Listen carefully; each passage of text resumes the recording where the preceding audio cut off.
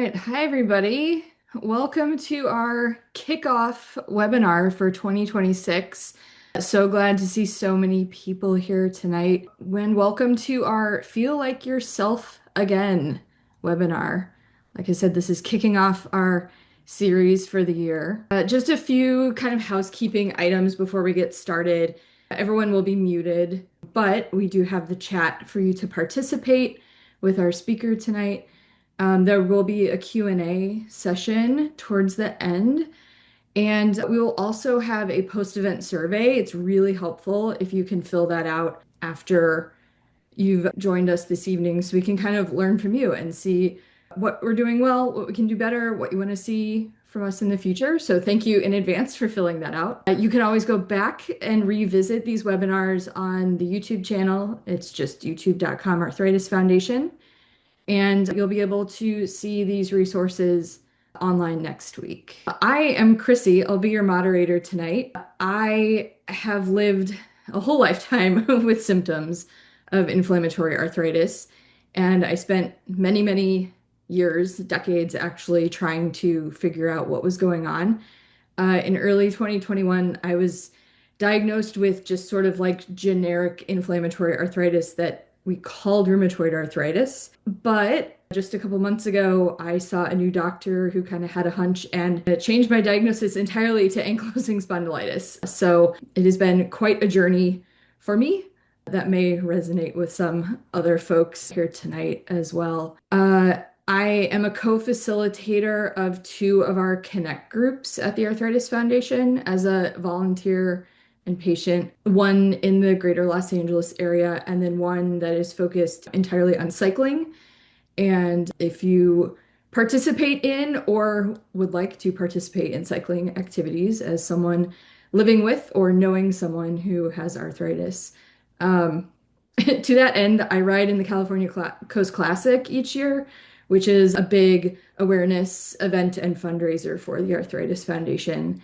And I do a lot of advocacy work with the foundation, which is really just kind of like telling my story to people, including lawmakers, and letting people know what life is like from a very personal perspective with an inflammatory arthritis diagnosis.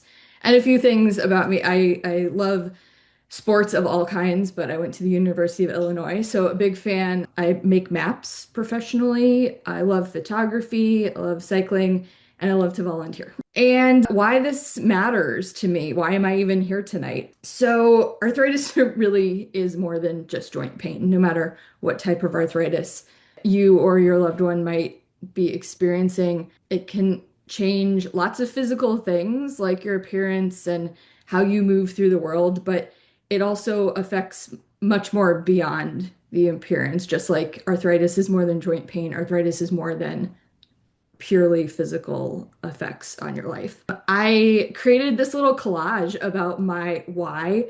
A few things I've already mentioned, like being active and cheering on my favorite sports teams, but also, being able to stay engaged in my community and volunteer.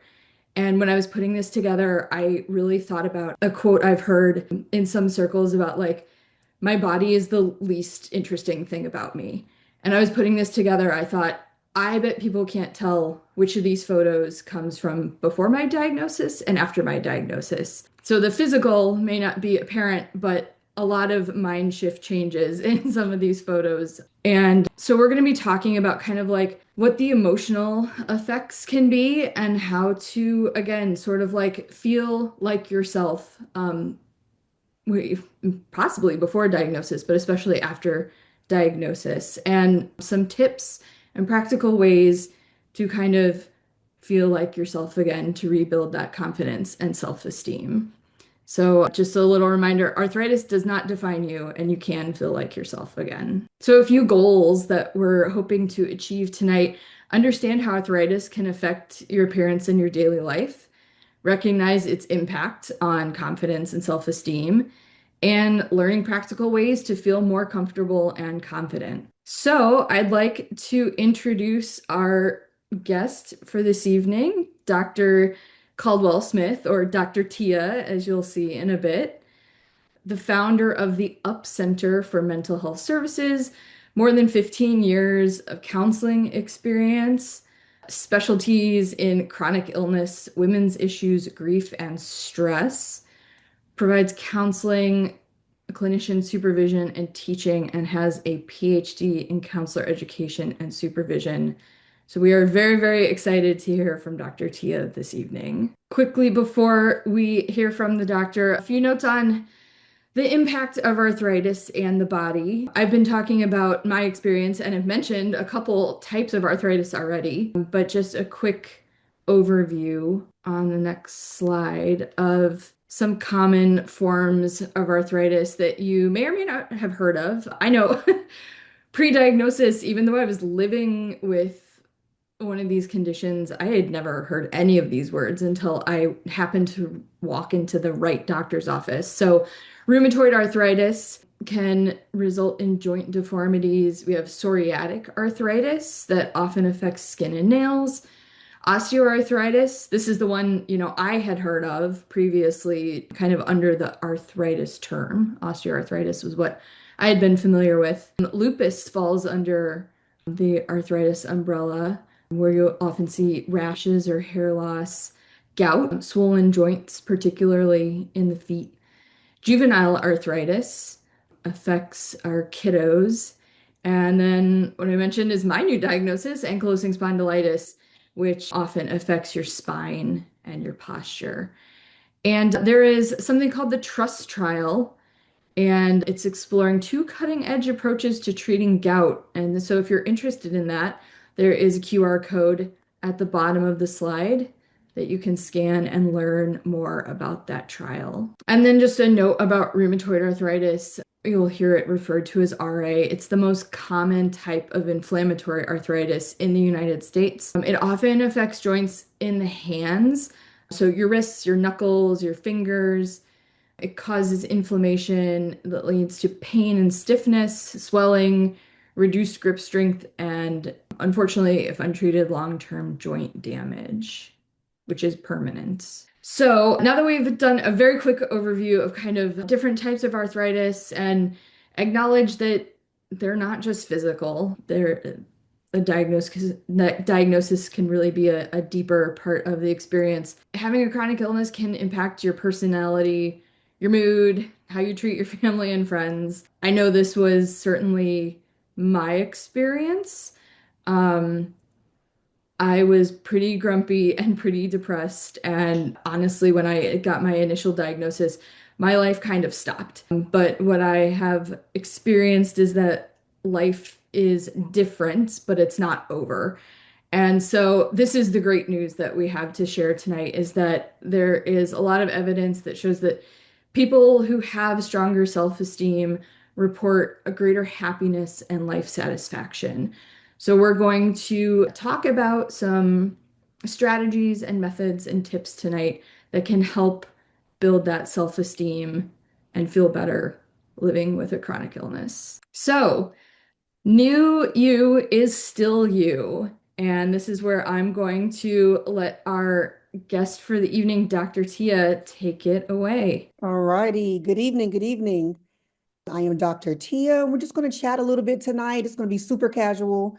I'm a funny chick, so hopefully we can get a few laughs in. But yes, glad to have y'all tonight. All right. I love to start off with a check-in. So in the chat, which of these memes best resonates with how you all are showing up today? And if it's 1 through 9, that's fine too. But yeah, let's put some numbers in the chat. All right. Yeah, I got a lot of 2s. I feel that. Okay.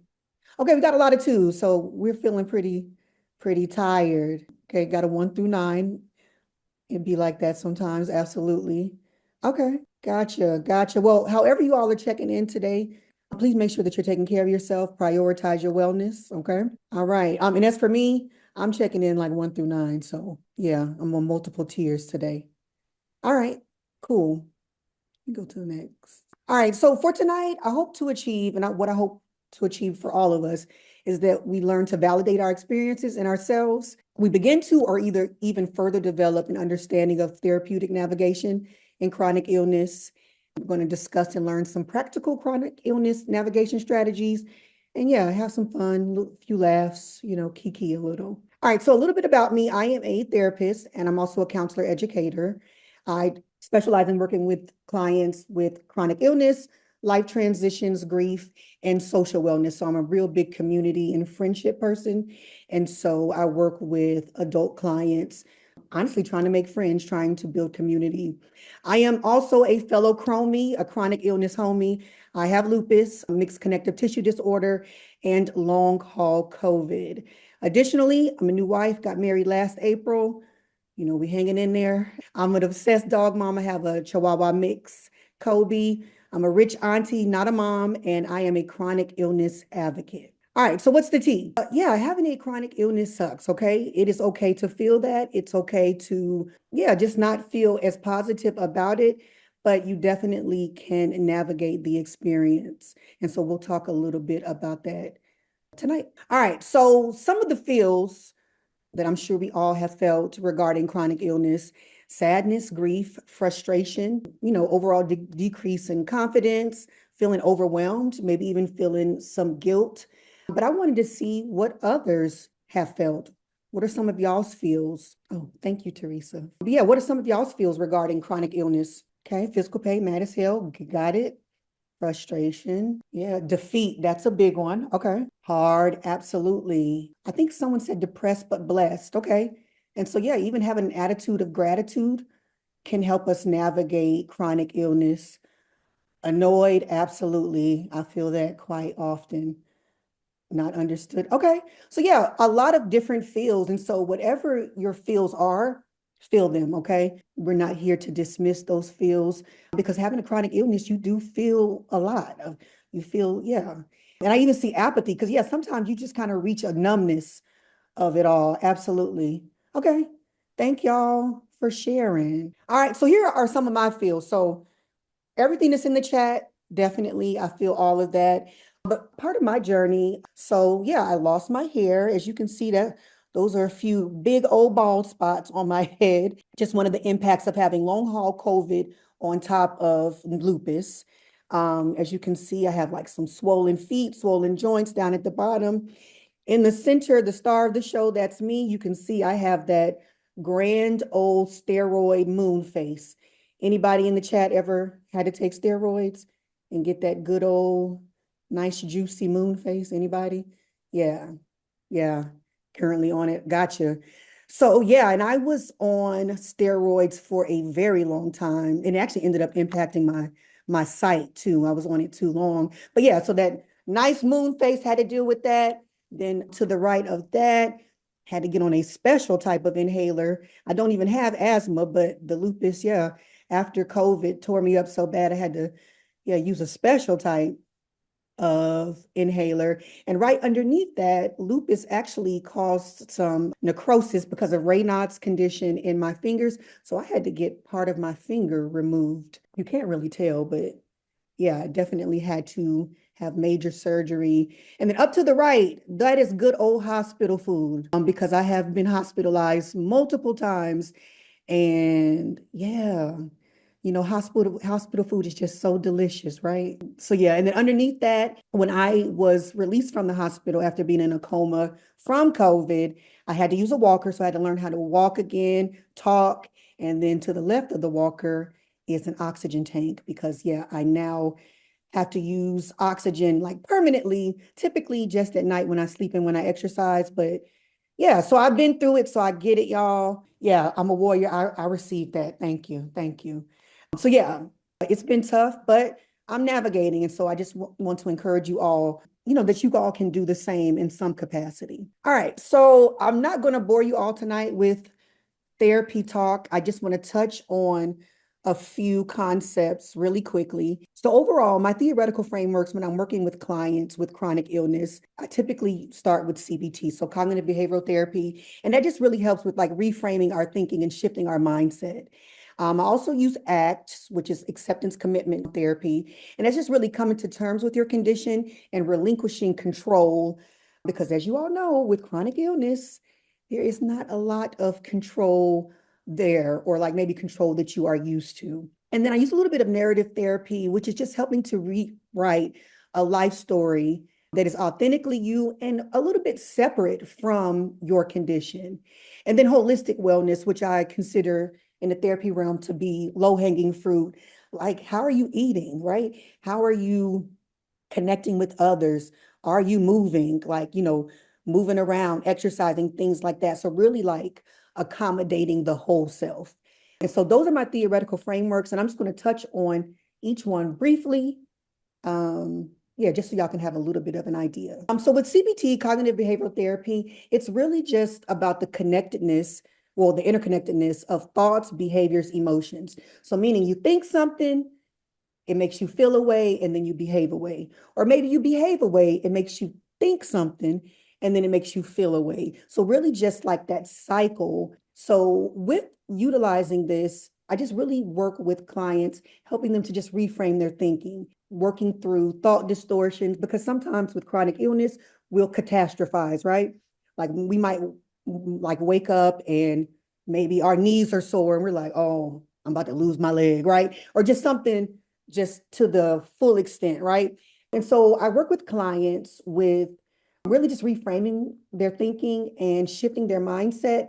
So, understanding that an illness is present, but being able to navigate that space with some more positive thinking and just some more realistic thinking. All right. And so with ACT, acceptance commitment therapy, it's really about psychological flexibility. So working on relinquishing that control of your circumstances, because at the end of the day, if you have RA, if you have lupus, or whatever the case may be, I mean, that is the case, right? So we accept the circumstances, we accept that we have this condition, and then we navigate that in a way, with resilience and understanding and acceptance, and knowing that we don't have as much control of that circumstance as we would like, but it's still navigable. And then with narrative therapy, really working with clients on determining how they want this newness to be, this new life to be. So post-diagnosis, what that can mean and how they can rewrite these new life chapters. And yeah, and just be accepting of what is there, but also understanding that they have multiple components of their humanity that are separate from their condition. So, you're not just an RA patient, you also could be a mom, a teacher, a sister, a wife, all those things. And all of those components of yourself deserve some attention, deserve a chapter, not just the illness. And so I work with clients on that as well. And then lastly, holistic wellness, I think is just super important because it really just shows like the levels of humanity and just humanhood, right? That we want to have these components of ourselves that are like in alignment with our core values. And it's not just about the illness. It's a variety of things. So like holistically looking at the human. So how is the social life, the financial life, the physical life, right? Your environment, maybe even what you do for work. All those things impact how well you feel. And so you want to give attention to each of those pieces. Because even sometimes when I'm working with clients and they mention, let's say, maybe they haven't been getting enough sleep. And so I'm asking them about their diet and, they're eating Twix bars at 10 p.m. Well, yeah, you might not be able to get the best sleep if you ate two Twixes, right? And yeah, you're on a sugar high. So yeah, really talking about just the different components of wellness and how that can play a role in your overall wellness. So yeah. And so I want to know, what are y'all doing? What are y'all doing for wellness? Even if it's therapy, whatever, like I want to know what you all are doing to take care of yourselves in the midst of having a chronic condition. So yeah, just hop in the chat. Let's see. Therapy, journaling. Okay. Yep. Okay. Walking, weight training. Okay. Praying. Yep. Yep. Okay. Anti-inflammatory diet. I would love to do that, but I just feel like you can't eat anything. And I like to have a little snack here and there. Okay, we have a lot of walking, get together with friends, lovely. Okay, that's a part of that social component of holistic wellness. Okay, meds, lovely. And I love that somebody mentioned medication because yeah, that's a part of wellness. If you've been diagnosed with a chronic illness and you've been prescribed medication, yeah, you might, yeah. you might want to take your meds. Definitely. Asking for help. Lovely, lovely. Okay. Yeah. So yeah, y'all got some good stuff. Resting. Absolutely. Okay. Good, good, good. Okay. So I am going to share just a little bit about what I do to kind of feel like myself. So in general, you want to see your specialists, all of them, okay? And you want to advocate for yourself when you are at these appointments. And I bolded all of them because, yes, when you have chronic disease, right? Chronic illness, you might have one symptom, take a medication for that, and then that creates another symptom, right? So you might end up having to see a rheumatologist, then a pulmonologist, then maybe a nephrologist. And I want to recommend that you see all of them, okay? And then when you're at those appointments, advocate for yourself. If you have questions, right? If things aren't clear, like make that known. Next, I said get moving. And that's important, particularly for people with RA. And I get it, it can be painful, but I'm not saying to run a marathon, right?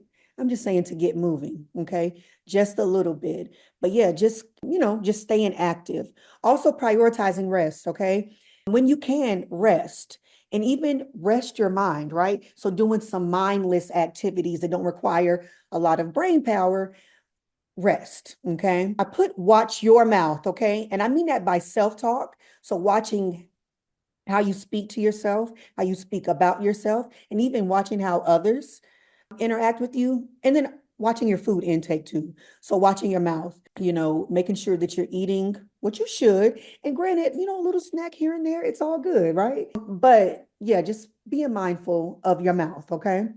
Building good community, all right? And so that can be that you connect with other people, maybe with chronic illness, but you create that community that feels positive. Because sometimes you might join maybe like an RA listserv or RA maybe Facebook group, and everybody in there is just distraught, down and out, which is a part of the experience, sure, but that can also impact how you feel about your illness and how you navigate your illness.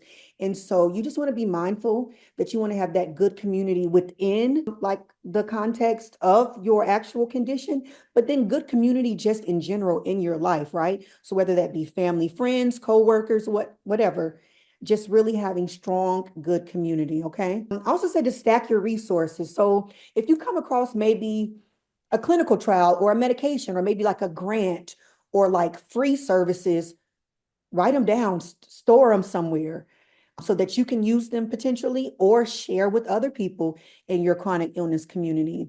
And then lastly, I put unify your accommodations, okay?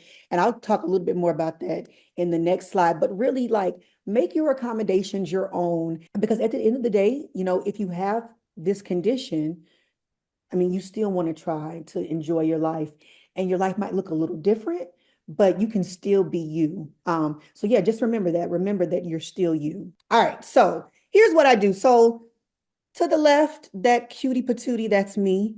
And I always think about her. So one of the main things I do is I just think about young Tia and just how she would want her life to be, okay? And so she just keeps me going. So next to that, when I started to lose my hair, I just went ahead and cut it off, okay? I had never gone that low before, but I was like, look, I'm already slick bald headed in the back. Let me just try something different. And so yeah, I just had somebody, yeah, just cut it off and give me a cute little cut. First time ever. And as you can see, I still have my wonderful steroid moon face. But the lips are popping and the earrings are big. And I just still try to like, look like myself. And then after a while, I got a little bit tired of the shortcut. So I just started wearing a wig. So underneath is a big fluffy curly wig that I just wanted to do something different. And then to the right of that, I also wear a lot of hats, particularly when I was balding like severely.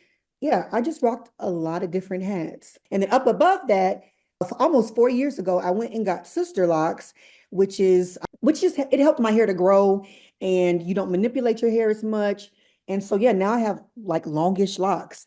And so that's just a way I've been able to navigate the hair piece. As I mentioned before, I do use oxygen, not as much as I used to, but as you can see in these two pictures with the oxygen, I'm still, trying to be cute, right? Myself, but I had a portable one, so a small one that's a little bit more discreet.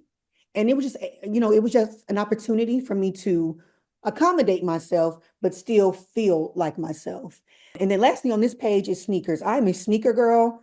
And yeah, I mean, sneakers are comfortable. And when you have joint issues, yeah, you just want to be cool, cute, and comfortable. And so that's the life I choose to live. And so what I also do is that I have a strong lupus community and strong community in general. So that picture with everyone in purple, I am a part of the Lupus Foundation of America, and I participate in that walk with my whole team. We are the Lupus Lituation.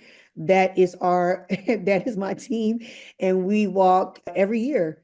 And we take it slow. I have some who like run the whole thing, others who walk it, some who just stay at the tent because they, can't move as much. But yeah, so that's my community, lupus community. Underneath that picture is that I teach. So I teach about chronic illness and having disabilities and just, what all that entails.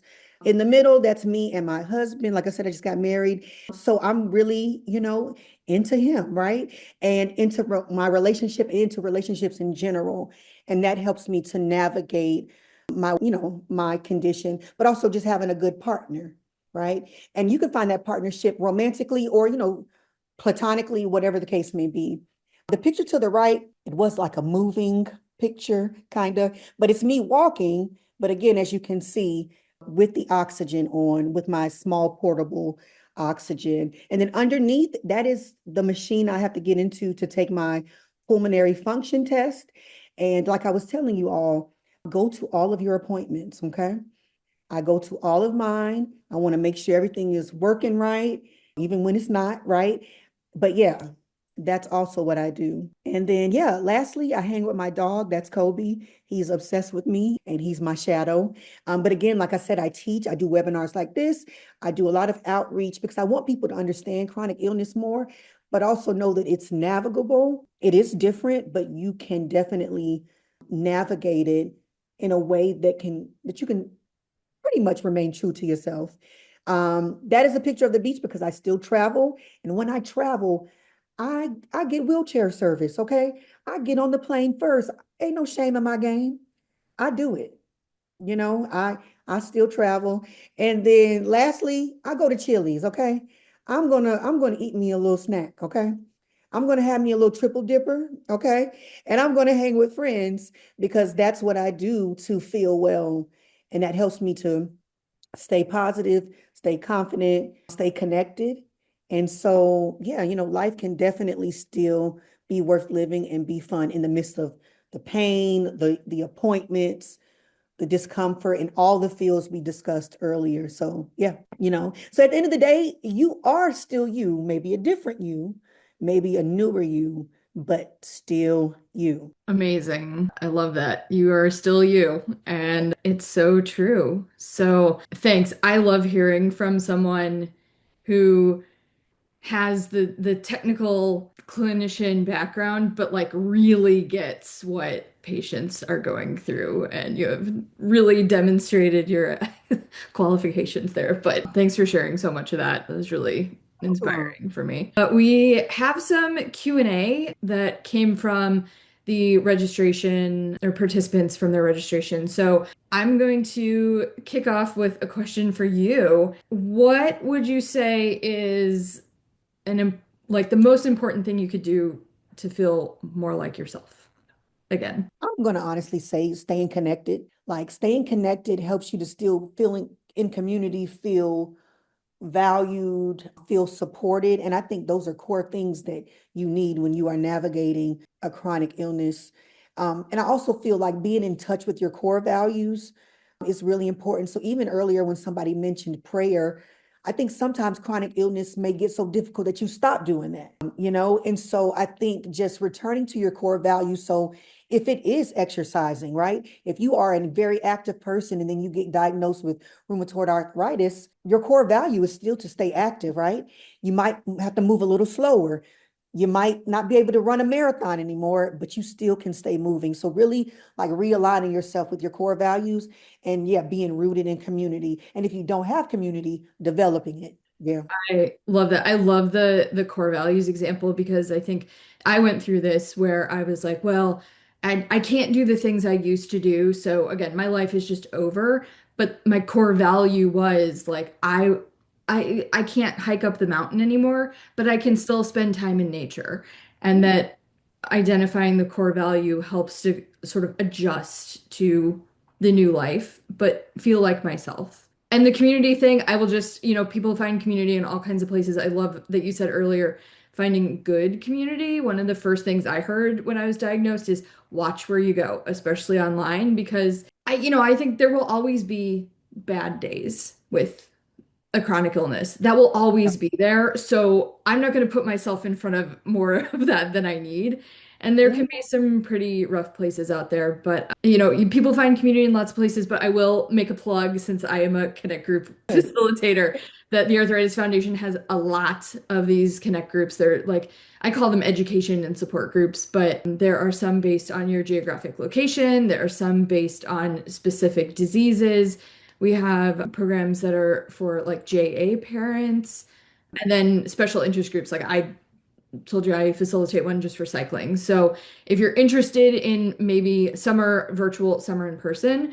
So you can always check out the Arthritis Foundation webpage for those connect groups as a kind of jumping off point if you don't know where else to look for some community. Yeah. There's another question that I'll field, and then if you want to add on, someone had asked about dealing with pain and exhaustion, which is tricky. And I think this is probably going to vary from person to person, but this is something I learned from my husband where I would say like, it's Saturday afternoon and I'm like, I'm really tired. I wish I could take a nap. And he's like, then take a nap. And it feels so simple, but I understand life is incredibly busy, and there are lots of demands, but when you can, I try and turn that around to myself, like, okay, I need this. I need the nap. I need to take my medication because I am in pain and I don't like doing it,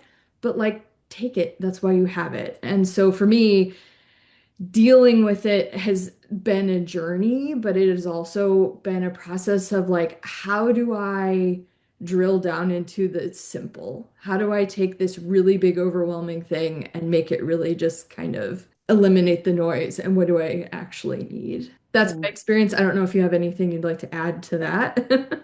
Yeah, no, I was going to say, yeah, when you feel the need to rest, do it.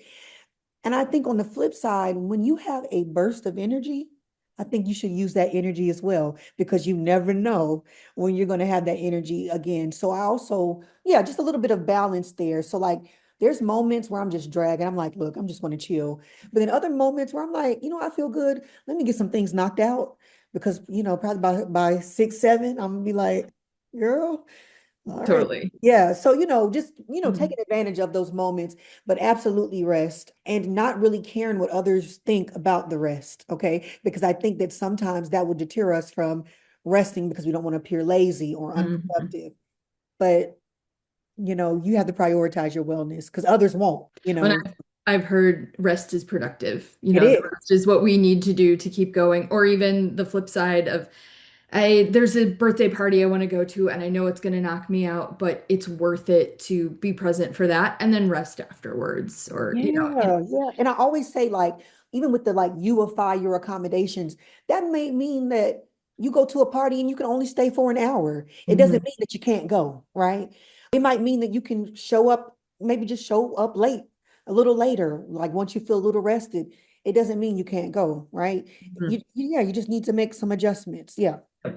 I see a few people in the chat saying, giving yourself permission to do this, knowing that rest is going to be incorporated into some more demanding activities, naps or self-care. So I Yeah. think it's a process to learn those things, but one that's worthwhile to me anyway, Yeah. these symptoms. We've mentioned a few so far, and I've seen some things in the chat, but do you have any other ways besides like the connect groups that you would suggest for feeling connected and feeling a sense of purpose? Sure. So I think so for the second part, feeling a sense of purpose, again, like going back to your core values, right?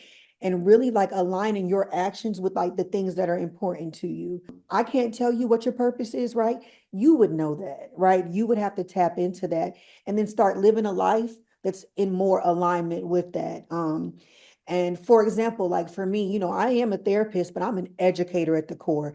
I started out as a high school Spanish teacher, then I was a school counselor, so I am an educator at the core.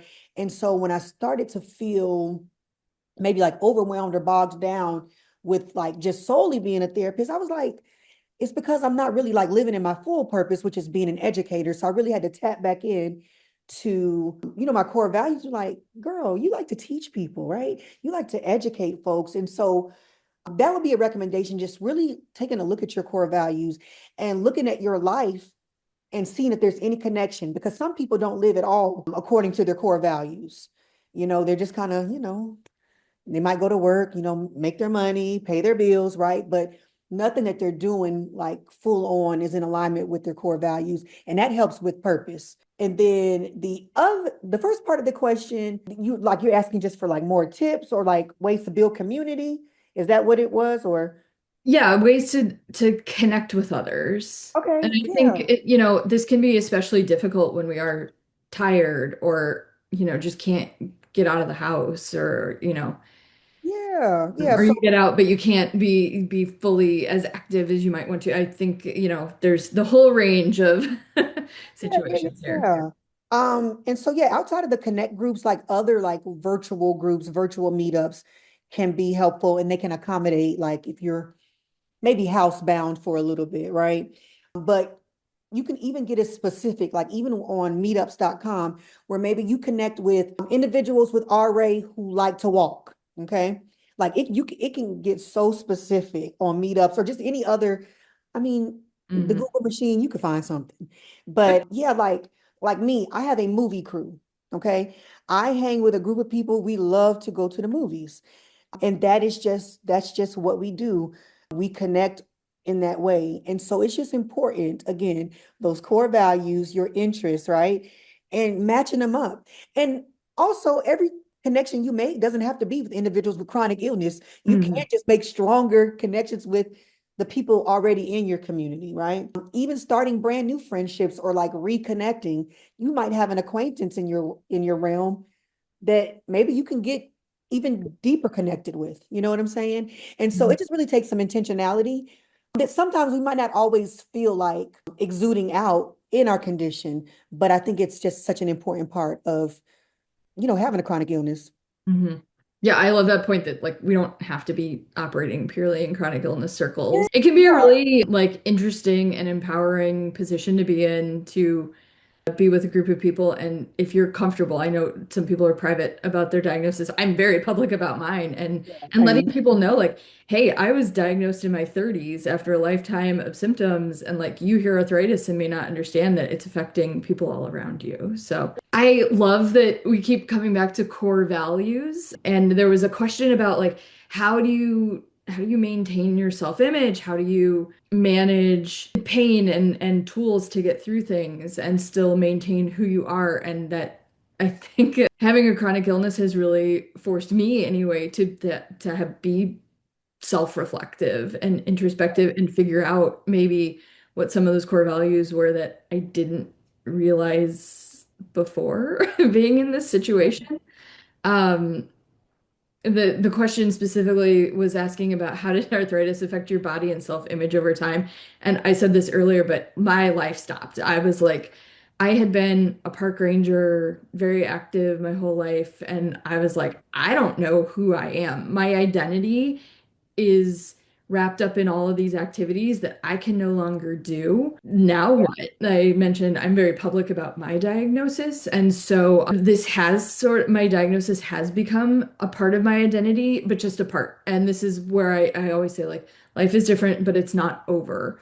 So for me, it was kind of, I probably didn't realize it so explicitly at the time, but it was this journey of figuring out, like, okay, what do I really care about? And how do I figure out a way to incorporate that into my life in a different way than it Yeah. used to be? And I think that's honestly a lesson probably for people who are healthy, people who Sure. are Yeah, yeah, yeah, aging, for people everyone. who are having family, it really applies to everyone, but being able to really drill down into, like, what am I actually getting after? Is it climbing the mountain, or is it spending time in nature in a way Yeah, that and being active, right? is important to me?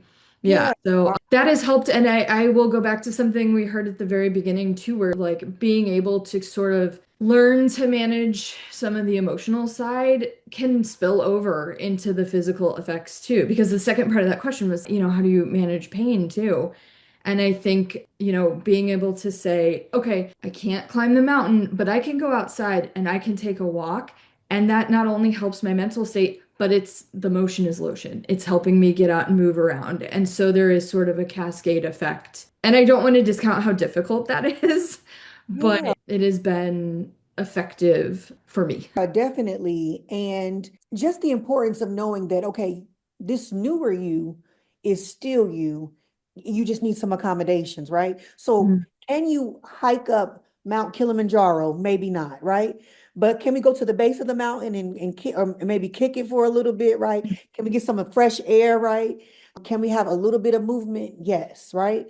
You can do a lot still, yeah, and you just have to be open and reframe that mindset, which is what I Mhm. was talking about earlier with one of the therapeutic tools is that, yeah, you're going to have to reframe some thinking. I remember when I had got my fingers cut off, I was like, oh my gosh, I'm not going to be able to wear nails again.